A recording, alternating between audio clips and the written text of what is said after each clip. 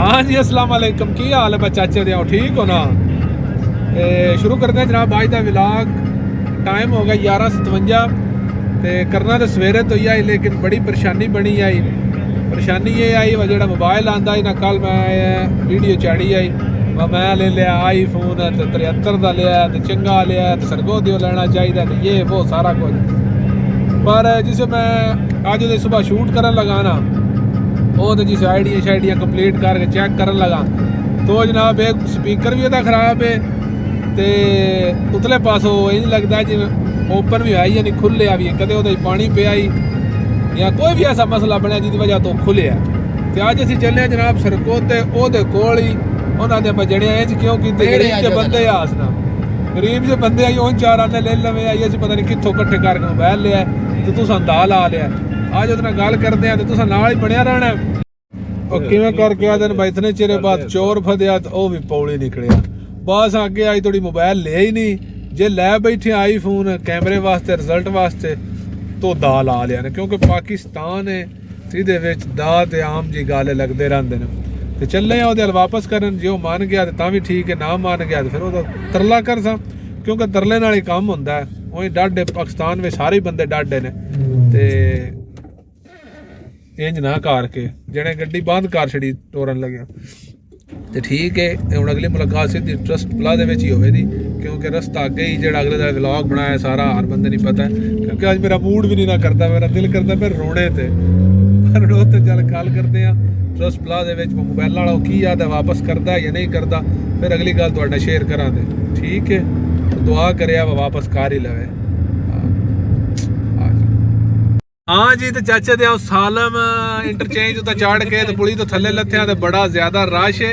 तो मैं इन्होंने आख्या बेंज करो बवेड़े नाल अगों गड्डियां हटा लो, जेड़ा साडे अंदर सौड़ है ना वो इन्हां दे अंदर ते है नहीं ना, साडा तो यही दिल है बस ये अंज करिए तो सरकोता मोबाइल वाले कोल अपड़ जाइए हैं ते अल्लाह करे दा रश मुक ही जाए। वेखो कित्थे तो लाइन लगी है सरकोता इंटरचेंज तो थले लैके ना जानी तो पुली तो सीधा थले लथे ते अगे आ रश अल्लाह करे तो मुक ही जाए रश। बड़ा लम्बा रश है, थोड़ा जिहा भी नहीं ओ लाना लगियां पे।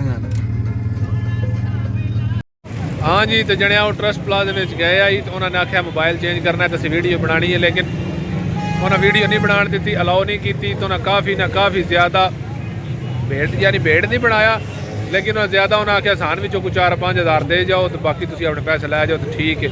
असीं आख्या सानू 4-5 हज़ार काहीं दा घट है, 5-6 हज़ार रुपया पिछली बारी असीं जनाब वेस्ट करके आए हैं, 5-6 हज़ार रुपया ऐतकी वेस्ट करके आए हैं, उल्टा टाइम ज़ाया किया है।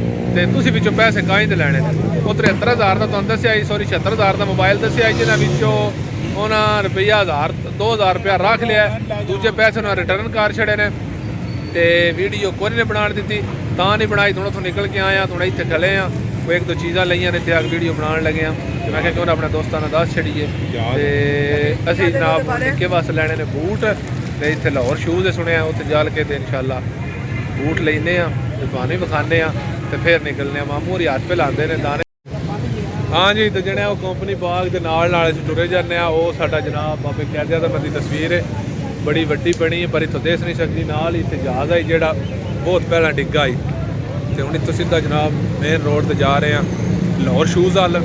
तो मैं तुहानूं आख्या तुहाडे नाल शेयर करते चलिए, तुसीं वीडियो लाइक तो शेयर करते रहे, क्योंकि लाजमी ना इंदा काम होंदा रहिंदा, शॉपिंग वेचना वाधा घाटा होंदा रहिंदा। सुबह साडा मूड खराब आई, पता नहीं वो की करदे ने, लेकिन हुण मूड ठीक हो गया, छिड़ां ला पईयां ने, घाटा तो पिया पर जो कुछ होना हो वो होंदा ही है। तो आ जो चलते हैं लाहौर शूज़ वाल, इस साइड तो कंपनी बाग है तो सामने बिल्कुल लाहौर शूज़ वाले ने गोल चौक कोल। चलो हाँ जी तो जने वो फिर ट्रस्ट प्लाजा च आए हैं, पता नहीं कोई दाना लाभ जाए सारी शॉपिंग करने तो बाद, लेकिन फिर भी लभा को नहीं, एक लभदा है एक नहीं 2 मोबाइल लभदे ने पे, लेकिन उन्होंने भी ना बैटरी का अननाउन पार्ट पे आउंदा है तो असीं शक के बिना तो को नहीं लई। उंज ओहदी बैटरी 100% हेल्थ, लेकिन असीं लिया को नहीं, असीं आख्या अगे यार दा ना लगे, उत्थों इत्थे आउणा बड़ी मुश्किल है। तो उत्थों मंडी बावलदीन चो ही ले ला, मंडी बावलदीन में भी बड़ी मार्केट ही यासीन प्लाजे में तुहानूं पता भी होना मंडी वाले आओ। तो हुण असीं निकलन लगे वापस, तो गड्डी विच को नहीं रिकॉर्ड होनी यानी को नहीं व्लॉग बनना ਤੇ ਅਸੀਂ ਹੁਣ ਨਿਕਲਣ ਲੱਗੇ ਆ ਤੇ ਦੁਆ ਕਰਿਆ ਪਹੁੰਚ ਜਾਈਏ ਤੇ ਇਨਸ਼ਾਅੱਲਾ ਜ਼ਿੰਦਗੀ ਰਹੀ ਸੁਬਹ ਨਵੀਂ ਵੀਡੀਓ ਲੈ ਕੇ ਹਾਜ਼ਰ ਹੋਵਾਂਗੇ ਉਸ ਵੇਲੇ ਥੋੜੀ ਹੱਸਦੇ ਰਹੋ ਵਸਦੇ ਰਹੋ ਵੀਡੀਓ ਲਾਈਕ ਤੇ ਸ਼ੇਅਰ ਕਰ ਲਵੇ क्योंकि नाले दुआ करे मेरे को अच्छा मोबाइल लाभ जाए थोड़े पैसे में चीज़ अच्छी लाभ जाए सही है अल्लाह के वाले